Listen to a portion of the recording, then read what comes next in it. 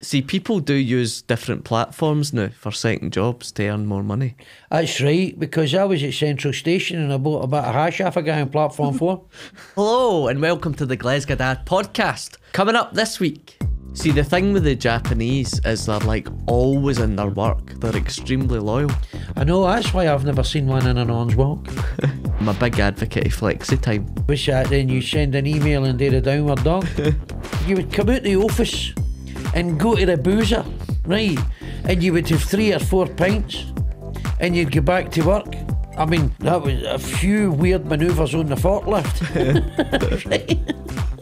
I'm only joking. I never had a forklift licence. But I drove it anyway. Hello and welcome to the Glesga Daft podcast, where this week we're talking about millennials and if they're lazy in the workplace. Right. What's that? I was watching that. Millennials in the workplace. I think that should have been.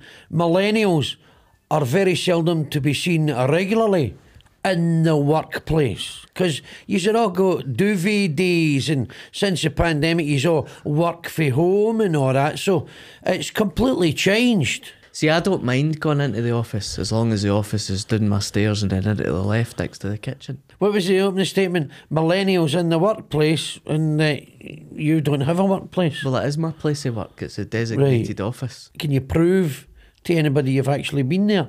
We're just supposed to take your word for it. My green light's on. What green light? In Microsoft Teams, it shows that you're at work. Oh, you're green. Aye, no bother. Your green light, that's a game. See, they're saying by 2026, everybody's going to be back in offices again. Really? Aye. Why?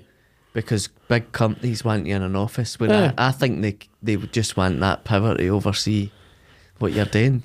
But you can do that in the house. Why would you get up and travel to work an hour, go to work and then travel back an hour when you can just have an extra an hour in bed and be more productive? I totally agree.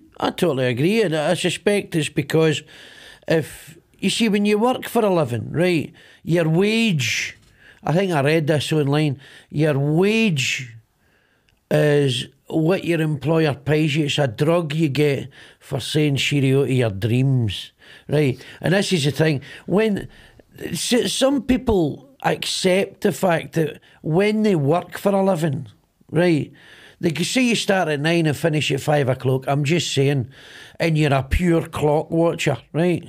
So you're in at 9:50 and you leave at 5:05. Actually, that's 2 minutes overtime a day. That's 10 minutes a week, right? So they would say you're not very committed. You always leave at 5 o'clock.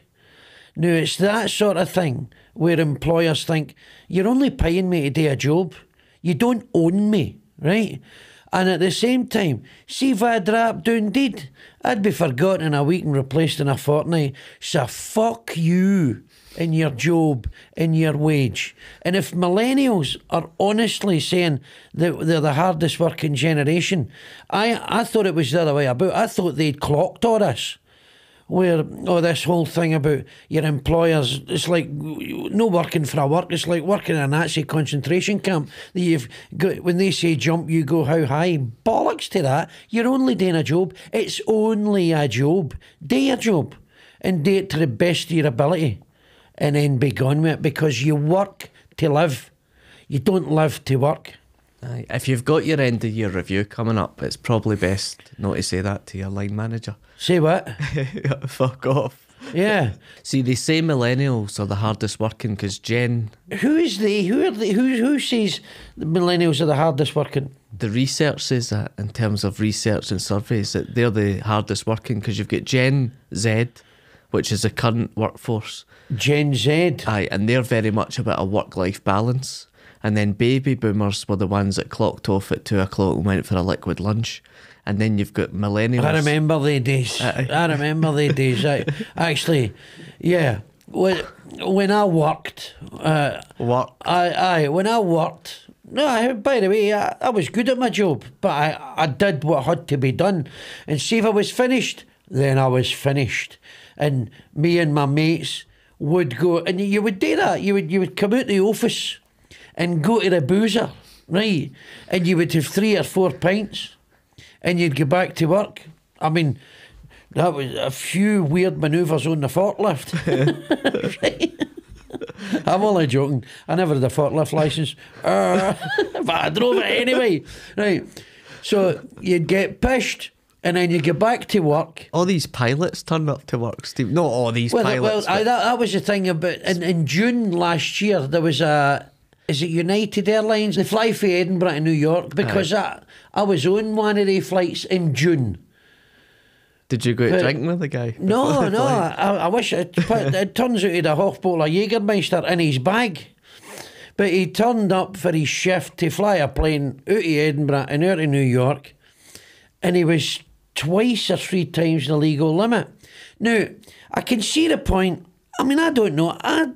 Can you fly a plane pished? Legally, no. But in practical terms, I mean, there's nothing in front of you. I mean, were you going to collide with a cloud? Whoa, that cloud got a bit close. I mean, there's nothing up there. I think it depends how pissed you are. If you're tipsy, fair enough, but if you're paralytic, you're no flying. Oh, if you can't stand, but that's why they've got autopilots. I think if I was a pilot, I'd forget to put the legs down. The legs? Aye, what, you flying a table? What are you talking about the legs? What, you taking people in America on a snooker table, right? Bring the legs, the wheels, the landing gear. The landing gear. The landing gear. Bring the legs down. Are you even a pilot? Oh, sorry, but I'm pushed as well. Is this not a forklift? Jink remind you to put the wheels down if you forgot. I don't know. To I've never flown a plane or even got close to it. I was in a simulator once. Right. A flight simulator, and when it starts to... I thought you were going to say one of these roller coaster ones. No. When it starts to grunt, it goes, attention, terrain, pull up or put down the gear. So it does all that sort of stuff. But you can crash a simulator. Is that in Scotland, terrain? Because it's going to push it down. Terrain, that's very good, that. See, I think what's good now is you can do condensed hours, but I'm a big advocate of flexi time as well. Right, what's that then? You send an email and do the downward dog? No, what's condensed hours? So basically, if you work 35 hours a week, right, you can condense the hours into 4 days a week and have a Friday off. I've got a better idea. You take your whole week's tasks and do them in 4 hours and take the rest of the 4.5 days off. Now, how's that for condensing your hours? You've been reading that book, haven't you, the 4-hour week? I don't know. I've not been reading that. There's a book out that tells you about the 4-hour week, about doing your whole job in 4 hours. That's what we do as comedians. we work a 4-hour week, don't we? Well, depends how busy you are. Last week I did 6 hours. I was shagged, man. I had the busiest week in comedy history last week. Really? Aye. So maybe 10 hours, that's a lot. You'd be fucking double shifted, boy. I was exhausted. Working yourself to death. Most of the folk in this podcast have got actual jobs. And it's good that you work, and you need to work for a living. You work to live.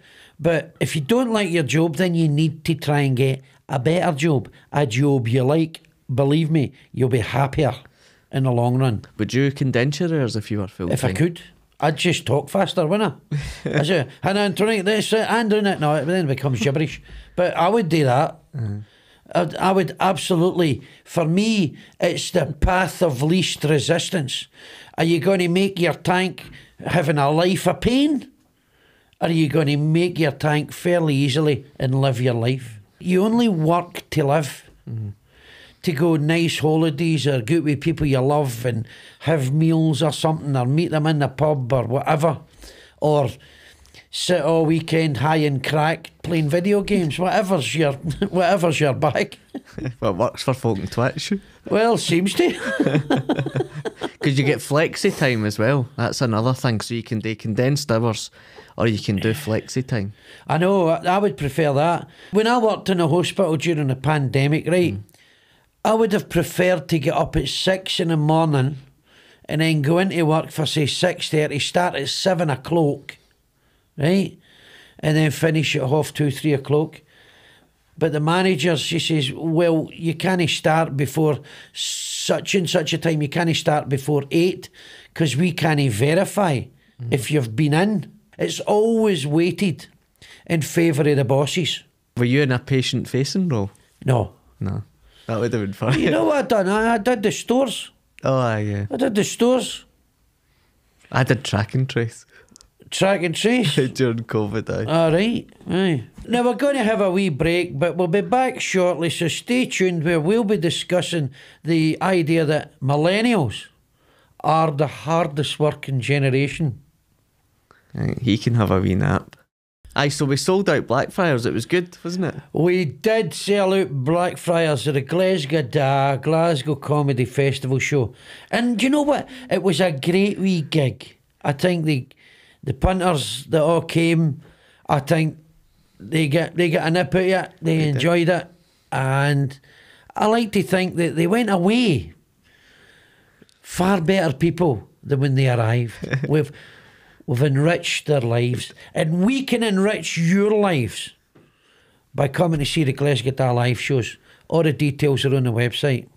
And we had European friends there as well, with everyone from Ukraine. And We did. We had a lovely lady. We had a lovely lady from Ukraine was there with her daughter, and we had people who were very diverse. People that worked in clay shops, and people that worked in clay shops.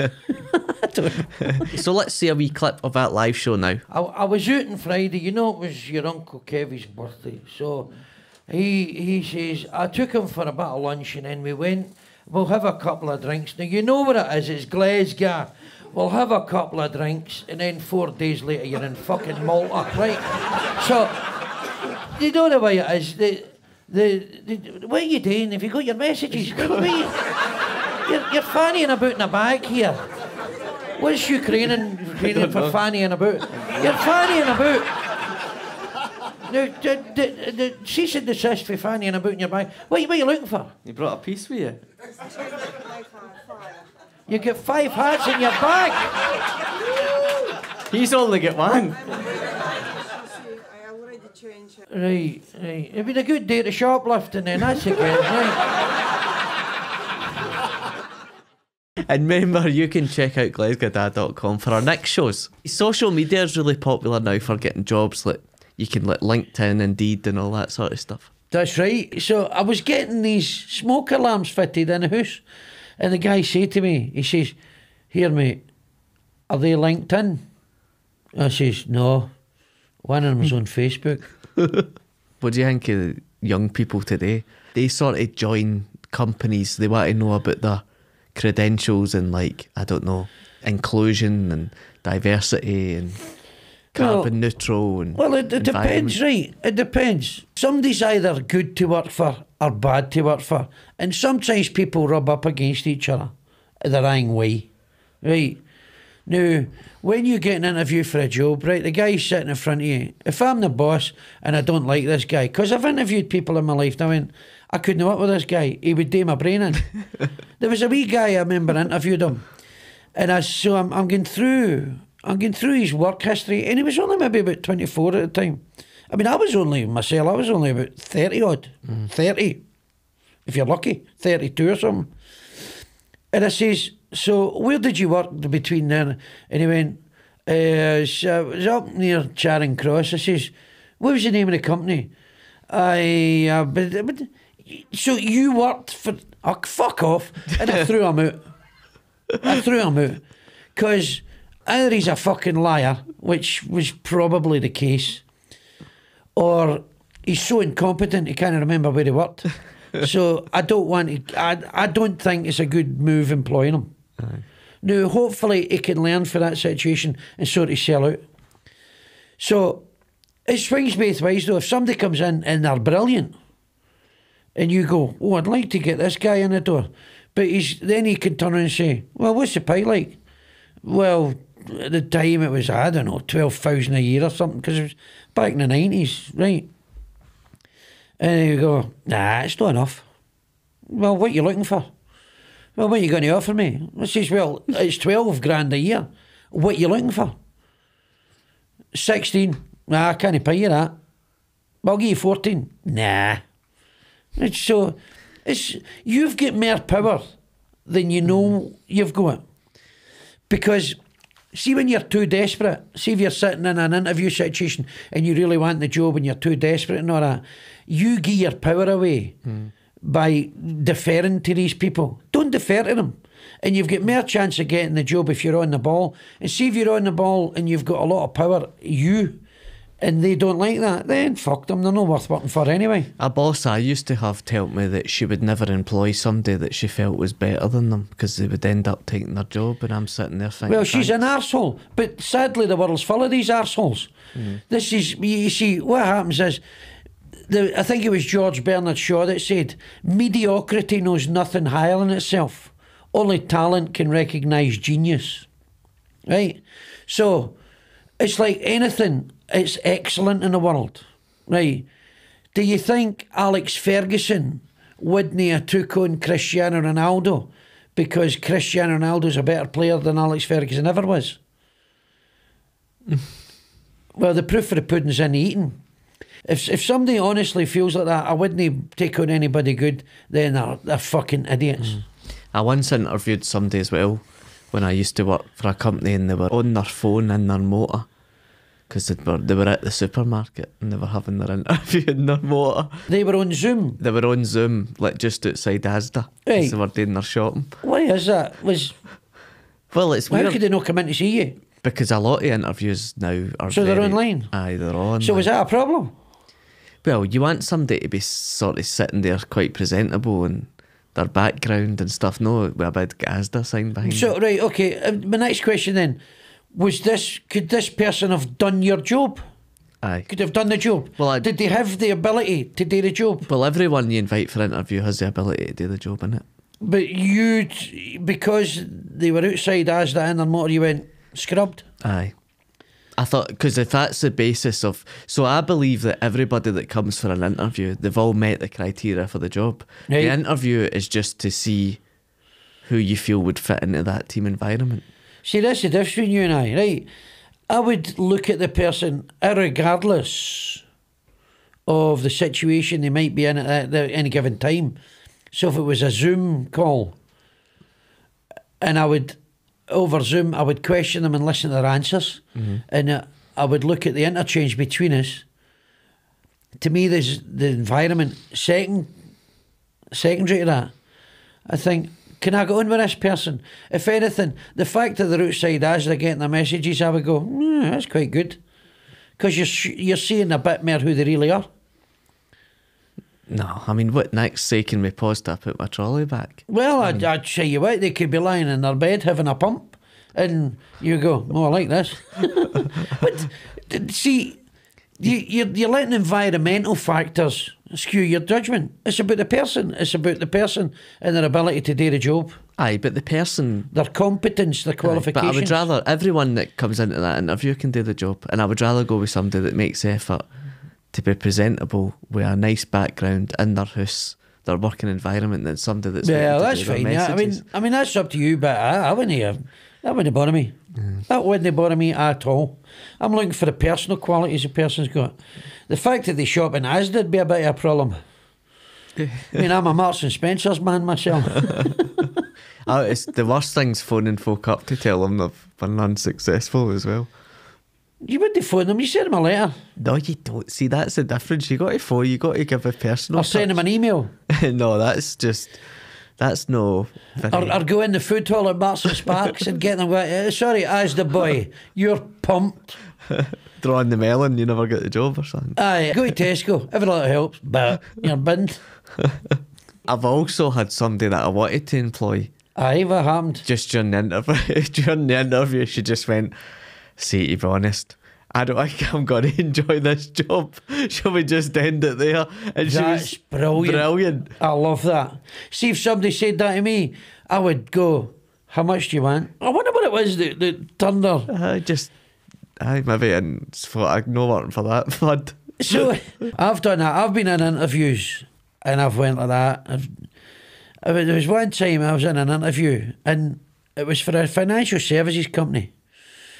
And there was two guys in the office, and do you remember the film Wall Street? Did you ever see it? Aye, aye. Where they were wearing these fucking big braces, red braces, or these Bill Blast shirts, you know, these stripy shirts and sharp suits. So I'm sitting in front of these two guys, and I just thought, what a pair of wankers they were, right? It was all ego, it was all bullshit and how much money they've got. And that's what you get in that financial services business. And I went like that. And they says, if you get any questions, and I says, aye, how long do I need to work here before I get a pair of A braces? And they went, well, that's up to you. Thanks very much. I'll see you later, and fucked off. That's brilliant. That's brilliant. Yeah, pair of wankers. I couldn't work there. I was never... I mean, I was good at my job. I did sales and all that. But I was never orthodox. I was never... I didn't fit into anybody's preconceived notion of what a salesman should be. And I was successful. See, someone as a line manager, you would be difficult to manage. I was impossible to manage. But see if you let me do my job, I got results. I mean, I remember my MD said to me, she says, I listen to you on the phone to people and I die 1,000 deaths because of the way you speak to people. But your numbers are unbelievable and I've never had a complaint, so crack on. Your phone manner to me could be improved. Well, I'm merely trying to communicate. Am I clear in what I'm needing from you? Yes, clearance. Well, that's the most important thing. There's no cryptic clues or fucking enigma codes or talking in riddles. If I've got something to ask you or tell you, I'll tell you. I'm a straight shooter. Now, I know that's not very fashionable these days, right? But I believe if you get something to say it and mean what you say and be genuine. Now, some people find me a wee bit full on aggressive. Right? But when I'm asking a question, I want an answer. So, but you know what I'm like. Aye. But you take it now with a pinch of salt. It's interesting because when I worked in banking for my sins, it was always that you had to be folks' pal to try and be folks' pal to get money off them. But then I was just like, but you can't. See, that's completely, to me, that's counterintuitive.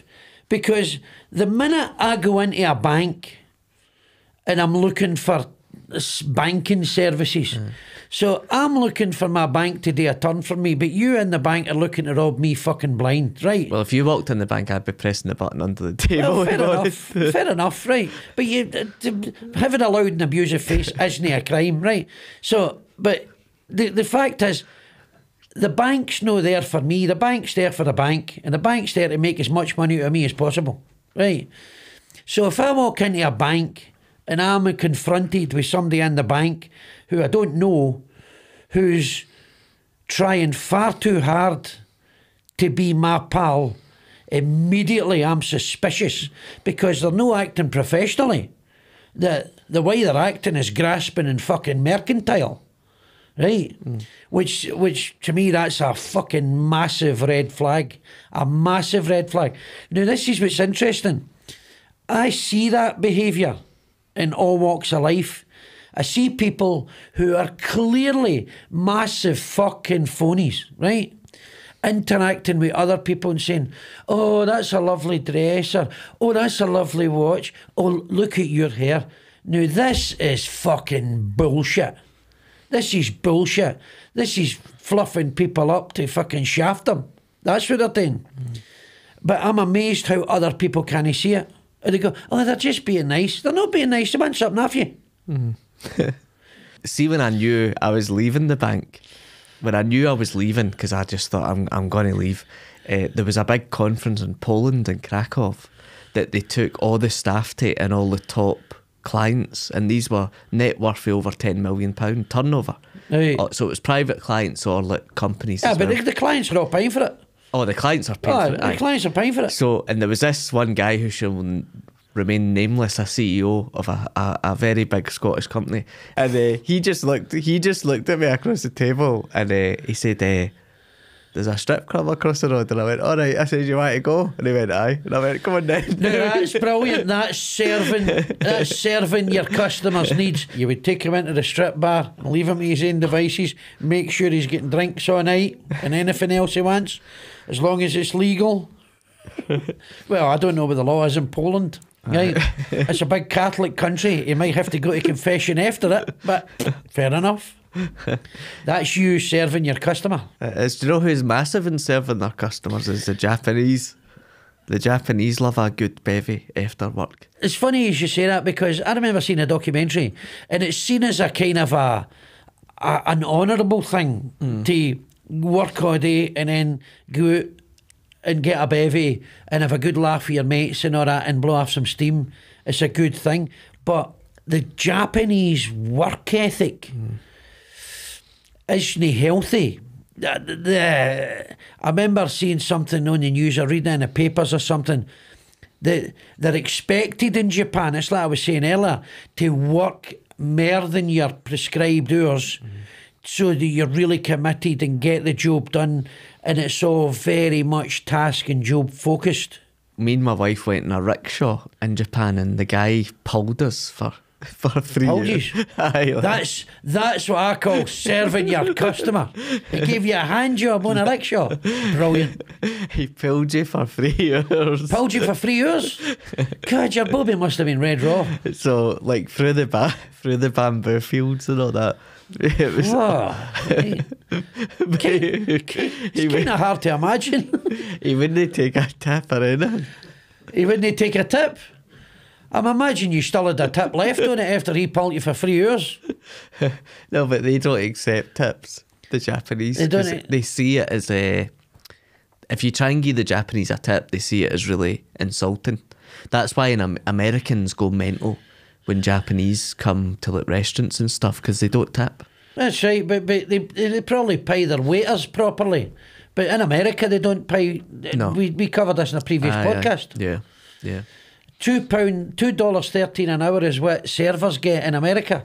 It's the minimum wage. But then again, when you buy a sandwich at Denny's, it's about 99 cents. It's got plastic cheese and all that in it. I don't know. I like Denny's. Oh, I don't like it. No, I like Denny's. Oh, I like Denny's, man. That turkey Superbird sandwich. Oh, man. The Denny's in Las Vegas. I get that Superbird sandwich with the crinkly chips. Oh, man. And a Coca-Cola. Oh, God. You better not tell your Motherwell training programme advisor that you're on that. The cat's out the bag, eh? The cat's out the bag. And then I'm not eating that every day. That's true. So what's your feelings on a healthy work-life balance? A healthy work-life balance to me is you get 24 hours in a day, right? You sleep for 8 hours, you work for 8 hours, and then you've got 8 hours of leisure. I think that's, for the most part, a good balance. And then you get 2 days a week off. What you got to remember is, it wasn't always the case. In the old days, about 100 years ago, 150 years ago, people worked 7 days a week. They didn't get paid holidays. There was no health and safety. There was no uniforms or anything like that. You worked, and then you did the best you did. You were paid a pittance and be in here the morning, and then if you died, you go like, fling him out the back door, right? So I reckon if you work 35, 40 hours a week, I think that's, and you get enough to live on, plus so pay all your bills and have a wee bit extra to do what you want to do, then that's a good balance. A lot more people have got side hustles as well with their jobs now. If you work all day and you're driving a forklift or working in a warehouse, and then your side hustle is playing a banjo in a bluegrass band, then that's fun, right? Or you're an amateur filmmaker. You get all your wee mates and you go, "Mum, we'll make a vampire movie," and you said, "Oh, no, that's living." To be creative, that's beautiful. But if your side hustle is just make more money because you need more money, that's no fun. And then the other thing that's big is, so Timpsons, who we've spoke about before, they were the first company that I know of that employed a director of happiness. Well, I understand that's not the first one. The last two guys, this is the third one. So the first two, they left. And by the way, both of them brought cases of unfair dismissal. Absolutely, both of them took Timpsons to the dry cleaners. A director of happiness. Which is he running about with a red nose on and big shoes and all that? Comes in with balloons. He comes in and goes, "How are you today? Look, a giraffe. Right, balloon animals. Here's a tiger." You'd end up putting him in a boys. Then needing your shoes refixed. So How much is he on a year? I don't know. A director be on 100 grand a year. Well, So director of happiness, how happy are you? I'm fucking delighted, man. So we've discussed then, do you think millennials, are they lazy or are they hard workers in terms of what we've spoke about? Because they always get a bad name. Well, I'll let you know if they ever get out of their bed. Well, on that note, I don't know about you, but I'm knackered and I need a tea break. So thank you for tuning in. Remember, you can visit glesga.com for all tickets and make sure to follow us on Facebook, Instagram and TikTok as well. And we're actually going to see what you decided was the most liked clip from last week. Dad, have you still got a bag for life in the house? No, you know fine well your mother and I are divorced. Fuck off. Well, on that note, we're going to clock off from this episode. So if you enjoyed us, please tell all your mates. And if you didn't, fuck off.